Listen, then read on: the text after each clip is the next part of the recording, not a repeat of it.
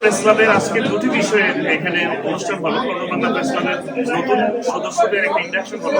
একই সাথে আমরা যে প্রথমবারের মতো 2 বছরের একটা মিডিয়া অ্যাওয়ার্ড চালু করতেছি, এলবিপিসি মিডিয়া অ্যাওয়ার্ড, সেটার আনুষ্ঠানিক আজকে ঘোষণা দেওয়া হলো যে 9 জানুয়ারি পর্যন্ত নমিনেশন দেওয়া যাবে এবং আমাদের বিভিন্ন লন্ডন, বার্মিংহাম, নর্থ এবং আউট অফ লন্ডন মিলে যে 4টা রিজন এবং ইউকে ওয়াইড মিলে 16টা অ্যাওয়ার্ডের মধ্যে 20টা অ্যাওয়ার্ডের মধ্যে 16টা অ্যাওয়ার্ড হচ্ছে মিডিয়া আর 4টা হচ্ছে ফ্যামিলি, জিসিসি লেভেল এবং আউটস্ট্যান্ডিং এডুকেশনের এবং আউটস্ট্যান্ডিং জবের ক্ষেত্রেও। কিন্তু মূলত টেলিভিশন, অনলাইন, প্রিন্টিং এবং লাইফ টাইম কন্ট্রিবিউশন এইসব ক্ষেত্রে লন্ডন এবং অন্যান্য রিজনের অ্যাওয়ার্ড চালু করা হলো, মোট 20টি অ্যাওয়ার্ড।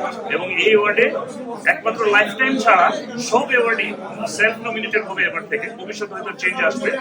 আর একটা অ্যাওয়ার্ড আছে নন মেম্বারের জন্য, বাকি সব মেম্বারের জন্য, এমনকি সন্তানরাও প্রেস ক্লাবের মেম্বার হতে হবে। বাকিরা তো আমরা আমাদের মেম্বার, অনলি মেইনস্ট্রিম মিডিয়ায় যারা কাজ করেন এটা আমাদের মেম্বার না হলেও হবে, কিন্তু মেম্বাররা নমিনেট করতে পারবে।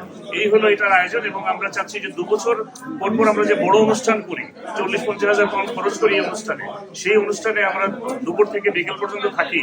সেই অনুষ্ঠান অন্যান্য আনন্দের মধ্য দিয়ে এই অ্যাওয়ার্ডের মাধ্যমে আরো বেশি আকর্ষণীয় হবে এবং সারা দেশের যে প্রায় 350 এবং লাইফ মেম্বার প্রায় 100 মিলে যে 400-500 মানুষ আসেন, এটার একটা সমৃদ্ধ আয়োজন হবে, এটা আরো সফল হবে সেই আশা করছি।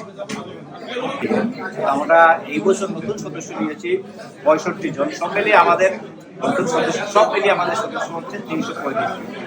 এই বছরই আমরা সর্বোচ্চ সদস্য নিয়েছি এবং সদস্যরা হচ্ছেন আমাদের ক্লাবের।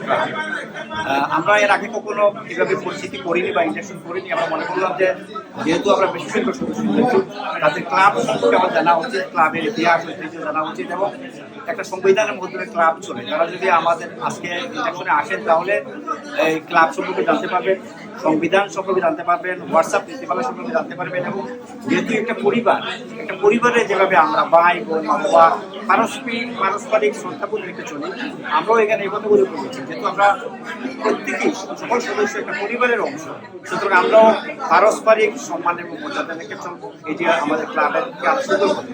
অ্যাওয়ার্ডের বিষয়ে আমরা একটা কথা বলতে চাই যে অ্যাওয়ার্ডের ডেডলাইন ছিল 5ই জানুয়ারি। আমরা সেটি এক্সটেন্ড করেছি আগামী 9 জানুয়ারি পর্যন্ত ক্লাবের সদস্যরা অ্যাপ্লিকেশন করতে পারবে। এবং এই অ্যাওয়ার্ড নিয়ে আমি পুরো দেশ জুড়ে আমাদের সাংবাদিকদের মধ্যে আগ্রহ দেখছি এবং আশা করছি সাংবাদিকতার গুণগত মান উন্নয়নে এই অ্যাওয়ার্ড ভূমিকা রাখবে। আমরা কথা বলছিলাম যে কিভাবে আমরা সবাইকে দেখতে পারি, কারণ যেহেতু কিছুদিন পরেই আমাদের একটা ইলেকশন আসবে, আমরা চাই সবাইকে একটু দেখার জন্য। আমাদের এক্সিকিউটিভ মেম্বার যারাই আছে তো সবাই একমত হয়েছে।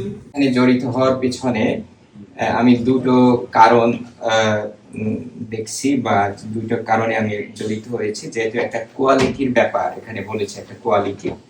আর সেকেন্ড হলো যে আমার নিজস্ব একটা ইন্টারেস্ট আছে এই সাংবাদিকতার প্রতি। প্যাশন থেকে কাজ করি এবং ফয়সাল ভাই যে কথা বলছে যে আমরা যে প্যাশনটাকে যেন আমরা অন্যদিকে না নিয়ে যাই, আমরা যেন সংবাদের মধ্যে থাকি এবং অনেক সময় দ্বিধাদ্বন্দ্ব থাকে। তারপর যদি আপনি সংবাদে নীতি, আমি যতটুকু সময় এই সাংবাদিকতা পেশায় যুক্ত আছি সেটা সময়ের হিসাবে হয়তো বেশ লম্বাই বলা যায়।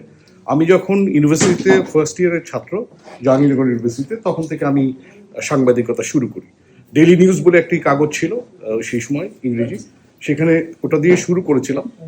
পরে ইউএনবি নিউজ এজেন্সি, সেখানে আমি চলে যাই। তখন আমি ছাত্র এবং সেটা হচ্ছে 1990